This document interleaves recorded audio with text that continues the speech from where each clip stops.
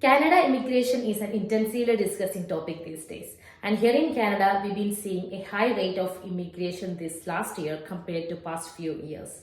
Relocating to a new unfamiliar country is always a difficult task to do, especially if you are moving with your family, including kids.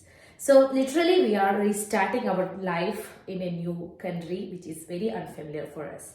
This comes with a lot of struggles for a new immigrant to any country like Canada, US, UK, wherever it is. These struggles may hit you hard if you are coming with a lot of expectations. So it is always better to set a realistic expectations about what you're gonna face in your new life in this new country. So I would say expect the worst and your life will be so easier when you really face these conditions. So in this video, I'm going to talk about what a new immigrant will face in their initial years or maybe months.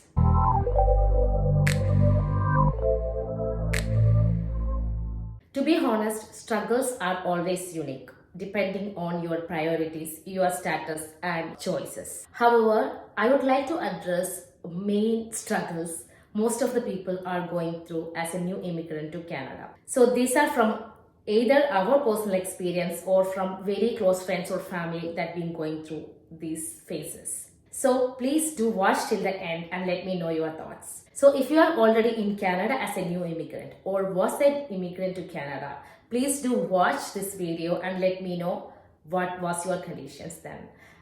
And if you are planning to come to Canada or your loved ones are planning to come to Canada, please do share to those people who may find it useful.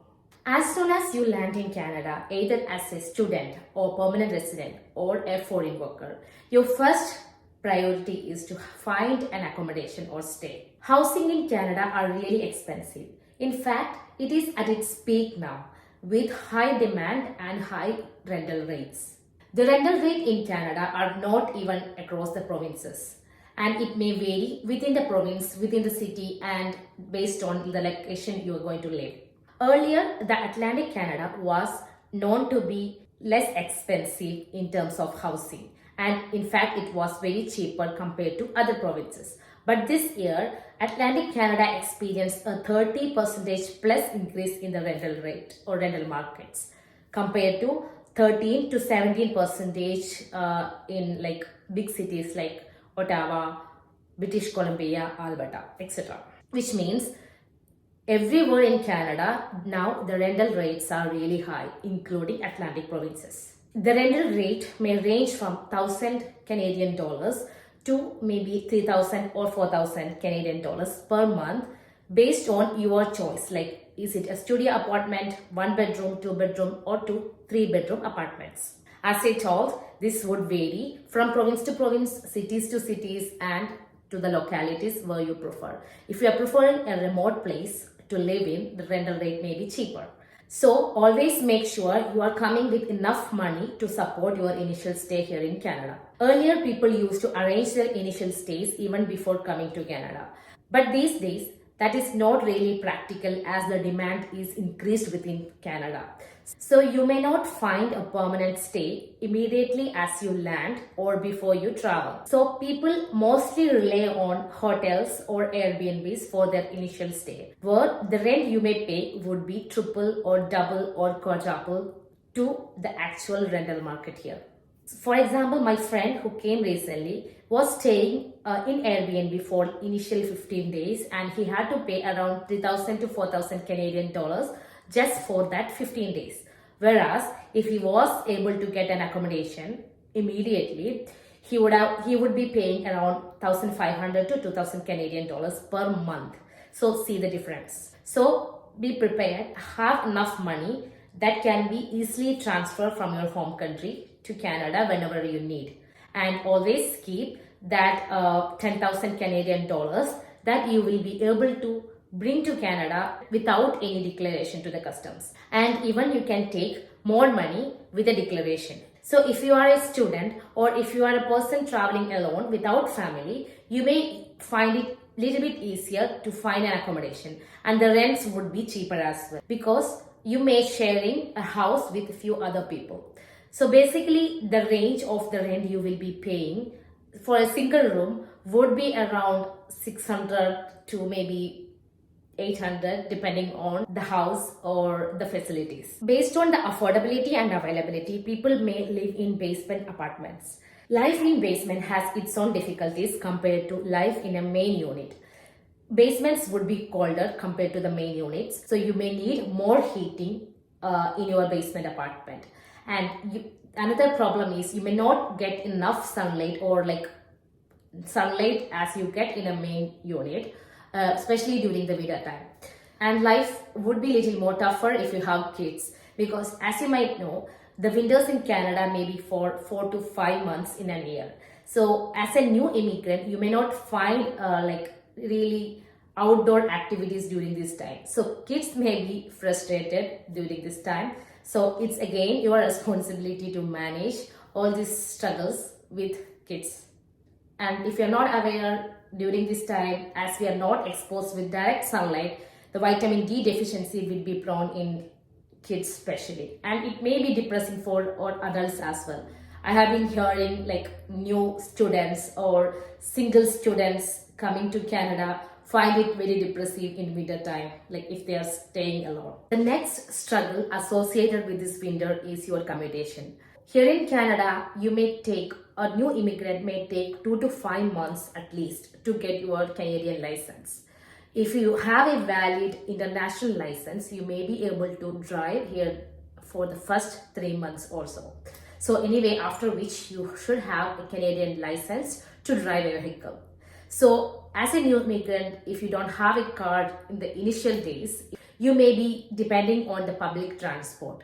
Trust me, the public transport is not much reliable in every part of the country. There are cities that you can really depend on public transport, but it's not same on every provinces. Even within these cities, like different parts or remote locations may not have enough public transport, or the frequency of this public transport will be less. So the pedestrian life or a life without a car during this winter time is not very easy. So during the winter time, when it's snowing, the city will clear the snow from the road, and that may put away to the sidewalks where we pedestrians will be walking through. So winters would come with rains as well. So if it's rainy, the roads or the sidewalks may be slushy and slippery. Even sometimes it may get a black ice, which may not be very visible like while we walk, but it will be really slippery that time. So there may be these kind of difficulties when you walk during winter time.